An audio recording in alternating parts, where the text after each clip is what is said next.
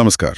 आज हम उत्तराखंड के ऊधम सिंह नगर जिले में एक बहुत ही दिलचस्प जगह है पंतनगर। आज उसी की कहानी पर थोड़ी गहराई से बात करेंगे। हाँ बिल्कुल, पंतनगर की अपनी एक अलग ही पहचान है। सही कहा। हमारे पास जो जानकारी है वो इसके इतिहास से लेकर आज ये क्या है सब कुछ बताती है। और हमारा मकसद यही समझना है कि ये शहर कैसे खेती, पढ़ाई और फिर इंडस्ट्री, इन सब का एक अनोखा संगम बन गया है। हाँ, तो जो स्रोत है हमारे पास उनकी मदद से हम इसकी जो सबसे खास बातें हैं उनको समझने की कोशिश करेंगे। शुरुआत तो इसकी पहचान से ही करनी होगी, है ना? हाँ बिल्कुल। भारत की पहली एग्रीकल्चर यूनिवर्सिटी, और आज देखें तो एक बड़ा इंडस्ट्रियल हब भी है। सही। इसे अक्सर उत्तर भारत में, जैसे आपने कहा, कृषि, शिक्षा और रिसर्च का एक गढ़ माना जाता रहा है। तो चलिए इसको थोड़ा और खोलते हैं। सबसे पहले तो वो यूनिवर्सिटी गोविंद बल्लभ पंत कृषि एवं प्रौद्योगिकी विश्वविद्यालय GPPUAT, ये बात थोड़ी सोचने वाली है कि आखिर देश की पहली एग्रीकल्चरल यूनिवर्सिटी 1960 में यहीं क्यों खुली। हाँ, ये दिलचस्प सवाल है। जानकारी बताती है कि इसे अमेरिकी मदद से बनाया गया था, और वो भी ऐसी जगह पर जो पहले काफी हद तक, यूं समझिए, जंगली और दलदली इलाका था। अच्छा, अमेरिकी मदद से। हाँ, और देखिए ये सिर्फ एक यूनिवर्सिटी नहीं थी, इसे भारत की पहली लैंड ग्रांट मॉडल यूनिवर्सिटी कहते हैं।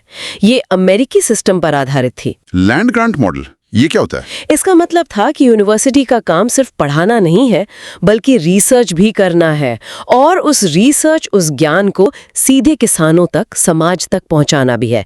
एक्सटेंशन वर्क जिसे कहते हैं। ओ, तो प्रैक्टिकल एप्लीकेशन पर जोर था। बिल्कुल।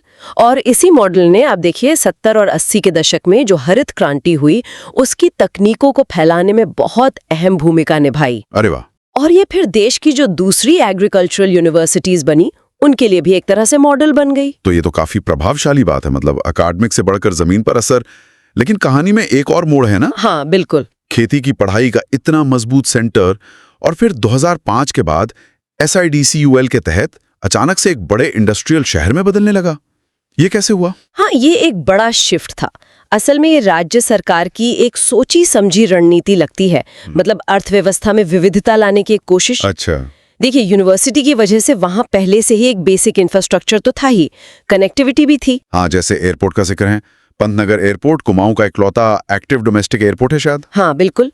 और साथ में रेल लाइन भी है, सड़कें भी हैं, नेशनल हाईवे 109, 74, तो इन सब का फायदा उठाया गया। तो इंडस्ट्रीज को लगा कि हाँ ना, ठीक रहेगा। हाँ, सिडकुल ने यहाँ औद्योगिक क्षेत्र विकसित किया, और फिर आप देखिए, Tata Motors, Britannia, Bajaj, Nestle, Dabur, Voltas जैसी कितनी ही बड़ी कंपनियां आ गई।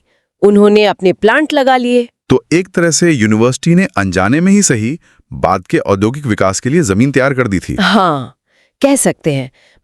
शिक्षा और उद्योग का ऐसा मेल कम ही देखने को मिलता है, और इससे न सिर्फ इंडस्ट्री आई, बल्कि रोजगार भी बहुत पैदा हुआ। सही बात है, पूरी अर्थव्यवस्था ही बदल गई होगी इलाके की। बिल्कुल। तो ये सब देखते हुए अब पंतनगर कहाँ खड़ा है? क्या ये विकास अब थम गया है या अभी भी चल रहा है? नहीं, थमा नहीं है। जानकारी तो यही बताती है कि शहर अभी भी विकसित हो रहा है। जैसे एयरपोर्ट को और बड़ा करने की योजना है। अच्छा। हाँ, और खेती में भी अब स्मार्ट एग्रीकल्चर पर जोर है, आधुनिक तकनीक का इस्तेमाल। जी। यूनिवर्सिटी में इस पर रिसर्च चल रही है। डिजिटल क्लासरूम्स वगैरह की भी बात है शायद। हाँ, और इको फ्रेंडली इंडस्ट्री हब बनाने की भी बात है, पर्यावरण का ध्यान रखते हुए औद्योगिक विकास। तो ये लगातार बदल रहा है, पुरानी पहचान है, पर नई चीजें भी जुड़ रही हैं। बिल्कुल सही। तो अगर पूरी तस्वीर देखें तो पंतनगर का सफर वाकई में अनोखा है। एक जंगली, दलदली इलाके से शुरू होकर उत्तराखंड का एक शक्तिशाली इंजन बनने तक का सफर। पहले खेती ने से आगे बढ़ाया। हाँ, कृषि नवाचार ने, और अब औद्योगिक विकास इसे रफ्तार दे रहा है। ये दिखाता है कि कैसे प्लान करके, योजना बनाकर विकास किया जा सकता है। सही। जैसा कि स्रोत भी इशारा करते हैं, ये एक प्रयोगशाला भी है, एक शिक्षा का केंद्र भी, और एक औद्योगिक ताकत भी। तो जाते जाते एक सवाल मेरे मन में आ रहा है, जिस तरह पंतनगर ने खेती और उद्योग इन दोनों को एक साथ साधा है, क्या इससे दूसरे इलाके, दूसरे क्षेत्र कुछ सीख सकते हैं?